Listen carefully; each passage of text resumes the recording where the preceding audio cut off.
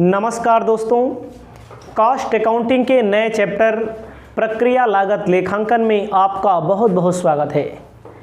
आज की इस वीडियो के माध्यम से प्रक्रिया लागत लेखांकन, जिसे इंग्लिश में कहते हैं प्रोसेस कॉस्टिंग, की शुरुआत करने जा रहे हैं। पहले आपको थ्योरी समझना है। अगर आप लिखना चाहते हैं, थ्योरी मैंने लिखा हुआ है, आप लिख सकते हैं। मैं आपको समझाता हूँ प्रक्रिया लागत किसे कहते हैं, प्रोसेस अकाउंटिंग किसे कहते हैं। ऐसा प्रोडक्ट, ऐसा उत्पाद जो कई प्रक्रियाओं से होकर गुजरता हो और अंतिम चरण में संपन्न होता हो, वहाँ पर प्रोसेस अकाउंट मेथड का प्रयोग किया जाता है, प्रक्रिया लागत लेखांकन का प्रयोग किया जाता है। ऐसा प्रोडक्ट, ऐसा उत्पाद जिसमें कई प्रक्रियाएं आती हों, जैसे आप सरसों का तेल लगाते होंगे, सर में सब्जी में डाला जाता है सरसों का तेल, बहुत जगह प्रयोग होता है सरसों का तेल। जो व्यवसायी, जो फैक्ट्री वाले व्यक्ति होते हैं, जो फैक्ट्री होती है जहाँ पर सरसों से तेल निकाला जाता है, तो उसमें कई प्रक्रिया, मान लीजिए सरसों को पहले खरीदा जाता है। मान लीजिए मुझे तेल निकालना है, आपको तेल निकाल कर बेचना है, तो आप सरसों खरीदेंगे। सरसों खरीदने के बाद सरसों की पेराई जब की जाती है तो वहाँ से तेल निकलता है ना, तेल निकलता है तो उसको छाना जाता है, जिसे बोलते हैं रिफाइनिंग किया जाता है। ठीक है, रिफाइनिंग पहली प्रक्रिया हो गई, तेल की, वो सरसों की पेराई करके तेल का निकालना, एक प्रोसेस हो गया। फिर दूसरी प्रक्रिया में वो कहाँ पर जाता है, जहाँ पर उसको छानते हैं, उसमें जो खली होती है छोटी छोटी, वो अलग हो जाती है, शुद्ध करते हैं उसको, दूसरी प्रक्रिया हो गई। तीसरी प्रक्रिया में मान लीजिए उसको पैकिंग किया जाता है, कई प्रक्रियाएं होती हैं। उसके अलावा आप एग्जाम्पल समझ लीजिए, गुड़ जो बनता है, गुड़ के लिए, गुड़ बनाने की प्रक्रिया में, जैसे मान लीजिए गन्ना आया, गन्ना आपने खरीदा या आपने बोया हुआ है, गन्ना आप लाएंगे, गन्ने की पेराई होगी, गन्ने की पेराई होने के बाद उसमें कढ़ाई में उस रस को डाला जाएगा, छानने होने के बाद रस को डाला जाएगा, तो उसमें क्या उत्पन्न होगा, रस को उबाला जाएगा। उबाला जाएगा तो उबालने में देखो चिटका उटका बन जाता है, कभी कभी ना, ख़राब भी हो जाता है उबालने में। उबालने के बाद ही वो गुड़ बनाने की प्रक्रिया में जाएगा, फिर पैकिंग होगा। गुड़ वाली बात हो गई। चीनी वाली बात हो गई। साबुन वाली बात जान लीजिए, जहाँ पर साबुन बनता है कई प्रक्रियाओं से होकर गुजरता है। ऐसा उत्पादन, ऐसा प्रोडक्शन जिसे अंतिम प्रारूप में आने तक कई प्रक्रियाओं से होकर गुजरना पड़ता है, उसे हम लोग कहते हैं प्रक्रिया खाते। उसके लिए हम लोग बनाएंगे प्रक्रिया प्रोसेस अकाउंट। आपके सामने लिखा है, परिभाषा लिखा है, आप समझ सकते हैं, लिख सकते हैं अपनी कॉपी में। मैंने आपको बता भी दिया, मैं इसको भी पढ़ के समझा देता हूँ। प्रक्रिया लागत ऐसे उद्योगों में प्रयोग किया जाता है, ऐसे उद्योगों में जहाँ जिन वस्तुओं का निर्माण कई चरणों से होकर अंतिम चरण में संपन्न होता है। ऐसा कोई भी उद्योग हो सकता है। जैसे सरसों से तेल निकाला जाता है तो वहाँ पर कई प्रक्रियाएं होती हैं, एक ही बार में प्रोडक्शन नहीं हो जाता। कपड़े का काम, जैसे शर्ट है हमारा, आपका भी शर्ट होगा, कोई भी कपड़ा होगा, एक बार में थोड़ी। पहले कपड़ा मान लीजिए मैंने खरीद के लाया, हमारी फैक्ट्री है शर्ट बनाने की, तो कपड़ा खरीद के लाएंगे। कपड़ा खरीद के लाएंगे तो एक जगह कटिंग ही होती है, एक जगह कटिंग ही होती है और दूसरी जगह सिलाई ही होती है। तीसरी जगह होता है जो कॉलर होता है, जो यहाँ पर लगता है, बकरम वगैरह लगता है, जो भी लगता है, वहाँ पर एक प्रक्रिया होती है। एक प्रक्रिया ऐसी होती है जहाँ पर बटन लगाई जाती है, सबकी अलग अलग प्रक्रियाएं हैं। एक प्रक्रिया ऐसी होती है जहाँ प्रेस किया जाता है, एक प्रक्रिया ऐसी होती है जहाँ पर पैकिंग किया जाता है ना। तो कपड़े को बनाने में, चाहे शर्ट हो चाहे पैंट हो, कोई भी कपड़ा हो, उसमें कई प्रक्रियाएं होती हैं। सीमेंट जहाँ पर बनता है, सीमेंट को भी कई प्रक्रियाओं से होकर गुजरना पड़ता है। तेल कोई भी हो, तेल में तो होगा ही, चाहे सरसों का तेल हो, चाहे मूंगफली का तेल हो, चाहे सोयाबीन का तेल हो, लोहा इस्पात, जहाँ पर लोहा स्टील तैयार किया जाता है। साबुन जहाँ तैयार किया जाता है। जहाँ वनस्पति घी जैसे गगन हो गया, डालडा हो गया, ये सब का है वनस्पति घीयों के नाम हैं। रथ हो गया, यहाँ पर भी होता है। कोई अन्य रासायनिक पदार्थ जो रसायन द्वारा तैयार किए जाते हैं, वहाँ पर प्रक्रिया से होकर गुजरना पड़ता है, प्रोसेस से होकर गुजरना पड़ता है। इसके लिए जो खाता बनाया जाता है उसे कहते हैं प्रक्रिया खाता, प्रोसेस अकाउंट, जिसमें सभी खर्चों को लिखा जाएगा, उससे संबंधित जो बचा हुआ है उसको लिखा जाता है। ठीक है, आपको विशेषता अपने कॉपी में लिख लेनी है। विशेषता मैं बता देता हूँ। कहता है इसके अंतर्गत उत्पादन कार्य कई प्रक्रियाओं से होकर गुजरता है। कई प्रक्रियाओं से होकर गुजरेगा। किसी प्रक्रिया का प्लांट एक उत्पाद का ही निर्माण करता है। सिर्फ एक उत्पाद का ही निर्माण होता है इसमें। जैसे जहाँ पर सरसों होता होगा वहाँ पर सरसों से संबंधित ही काम होगा। ठीक है, जहाँ साबुन होता होगा वहाँ साबुन से ही संबंधित ही काम होगा। अगला है, एक प्रक्रिया केवल एक ही इकाइयों का उत्पादन करती है। समझ रहे हैं, केवल एक ही इकाइयों का उत्पादन करती है। प्रक्रिया या प्रक्रिया के उत्पाद प्रमापित होते हैं, उसमें निर्धारित कर दिया जाता है कि इतने पे इसको सही माना जाएगा, स्टैंडर्ड माना जाएगा, निर्धारित कर दिया जाता है।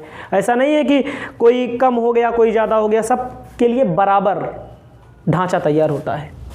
अगला है, एक प्रक्रिया का निर्मित माल अगली प्रक्रिया के लिए कच्चा माल हो जाता है, रॉ मटेरियल हो जाता है। जैसे पहली प्रोसेस में निर्मित हुआ और दूसरे प्रोसेस के लिए क्या हो जाएगा, कच्चा माल, रॉ मटेरियल हो जाएगा। उसमें फिर से शुरुआत करना पड़ता है।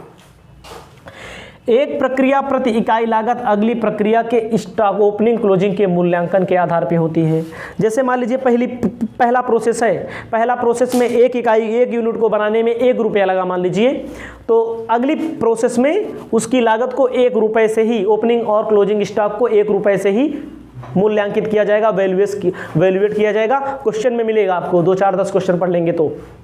उसके बाद उद्देश्य क्या है भाई, प्रक्रिया लागत प्रोसेस अकाउंट हम लोग पढ़ रहे हैं, हम लोग के पढ़ने का पर्पस क्या है, उद्देश्य क्या है।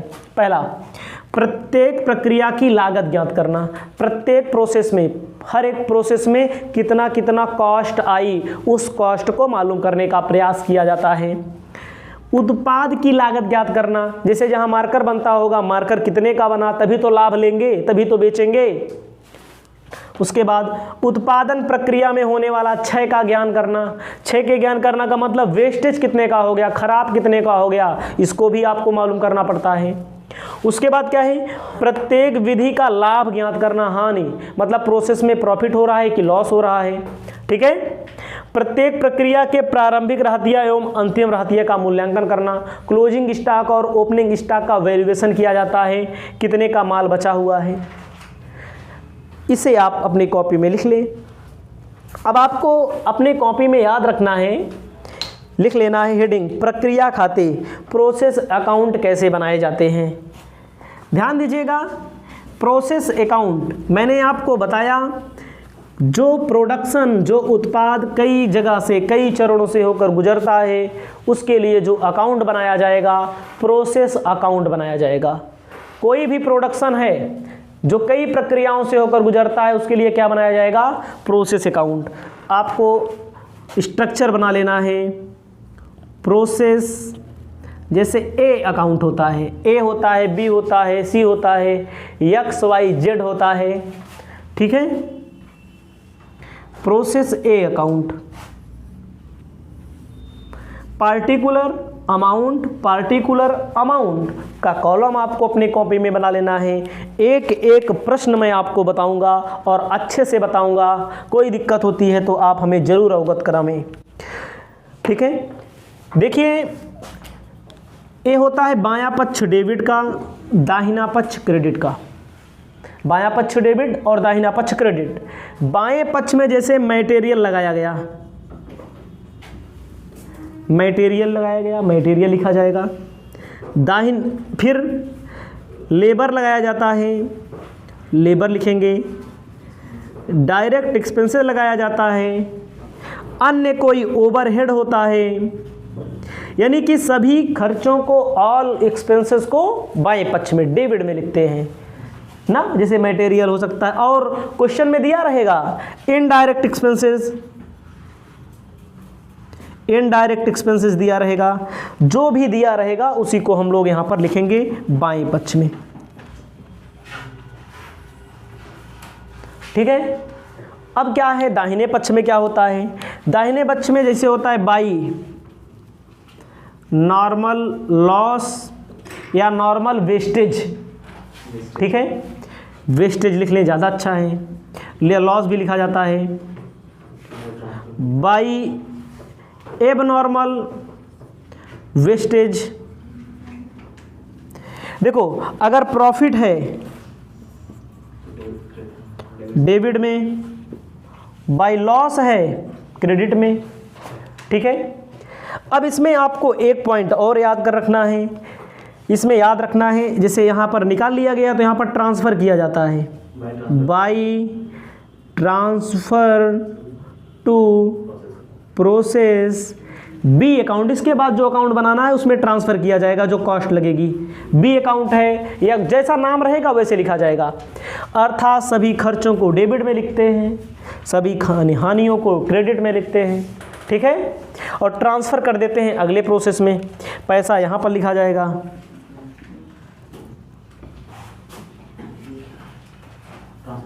पैसा यहाँ लिखा जाएगा। अब आपको याद रखना है प्रोसेस बी अकाउंट, बी भी बनता है, बी बनाएगा। जो यहाँ से देखो मैंने कहा, अब मैंने बताया एक प्रक्रिया का निर्मित माल अगली प्रक्रिया के लिए कच्चा माल हो जाएगा। यहाँ पर आप देखते रहिए, यहाँ पर हमारा ट्रांसफ़र किया तो कहाँ आएगा? अगले प्रोसेस में, बी वाले में आएगा। तो लिखा जाएगा to transfer from process A account. जो भी अमाउंट होगा अमाउंट लिख दिया जाएगा, अमाउंट यही लिखा जाएगा। यहाँ पर लिखा जाएगा टू प्रोसेस बी, यहाँ पर ट्रांसफ़र फ्रॉम मतलब ए से ट्रांसफ़र किया जाएगा। उसके बाद क्या लिखा जाएगा? फिर वही प्रोसेस चलने लगेगा। जैसे टू मटेरियल है तो मटेरियल लिखेंगे, टू लेबर है या वेजेज है वेजेज लिखेंगे, टू डायरेक्ट एक्सपेंसेस है, टू इनडायरेक्ट एक्सपेंसेस है। यानी कि सभी खर्चे डेबिट में, ऑल एक्सपेंसेस डेबिटेड, सभी खर्चों को डेबिट में। अब वही प्रोसेस फिर होता है क्या? जैसे नॉर्मल वेस्टेज हो गया, बाई नॉर्मल वेस्टेज बाई एब नॉर्मल वेस्टेज। आप देखिए ना, जैसे प्रॉफिट होगा, मान लीजिए सेल करने पे प्रॉफिट हुआ है, प्रॉफिट होगा तो यहाँ, लॉस आएगा तो यहाँ। ठीक है। अब इसके बाद मान लीजिए और एक प्रोसेस है, प्रोसेस सी अकाउंट। ठीक है। ऐसे अमाउंट का कॉलम तो ऐसे बनेगा, कॉलम ऐसे बनेगा जैसे यहाँ बनाया गया है। आपको केवल थोड़ा थोड़ा समझना है, बना लेना है कॉपी में, बाकी क्वेश्चन अच्छे से एक एक क्वेश्चन बताएंगे हम। अब देखो जैसे यहाँ लिखा जाएगा by transfer to process C account ना। अब यही सी ट्रांसफ़र किया गया तो सी वाले में आया, to transfer from process B account. सभी खर्चे चाहे मटेरियल से हो चाहे डायरेक्ट लेबर डायरेक्ट एक्सपेंसेस लिख देंगे। अगर कोई लॉस होता है नॉर्मल तो यहाँ लिख देना है आपको, लेकिन लास्ट में यहाँ पर जो क्लोज किया जाता है, मान लीजिए सी वाला आखिरी है तो लिखा जाएगा by finished stock, by finish stock equal कर लिया जाएगा। इसके बाद अगर कोई प्रोसेस है तो वहाँ पर ट्रांसफ़र लिखा जाएगा। इसे आप अपनी कॉपी में लिख लें। इसके बाद वाली वीडियो में पहला नंबर क्वेश्चन बेहतरीन तरीके से आपके लिए लेकर आ रहे हैं।